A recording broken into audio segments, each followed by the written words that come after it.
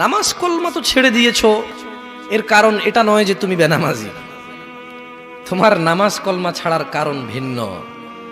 তুমি মনে করো আর কি তোমার মন চায় না, তুমি পারো না, তাই তুমি নামাজ পড়ো না। আসলে তোমার তাওহীদের সমস্যা। কোথায় সমস্যা? মানে আল্লাহ, কে?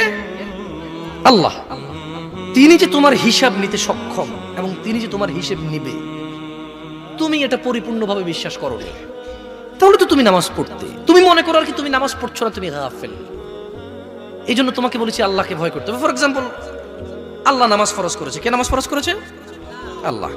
মুয়াজ্জিন আজান দেয়, তুমি নামাজ পড়ো না। তুমি মনে করো তোমার দান সাদাকা তোমাকে উদ্ধার করবে?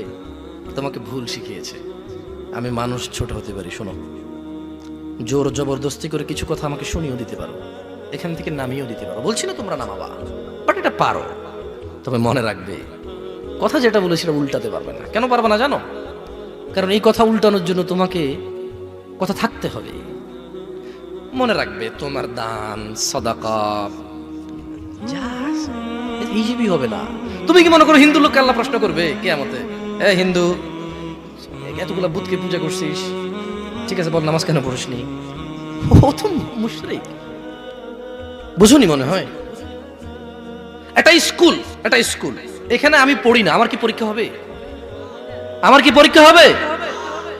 বুঝে দিতে পারিনি মনে হয়। তো যে মুশরিক, তার নামাজ রোজা হজ যাকাতের হিসাব কিসের হিসাব? সে তো অলরেডি এমন অপরাধী যা ক্ষমাযোগ্য নয়, যা কি নয়, ক্ষমাযোগ্য নয়।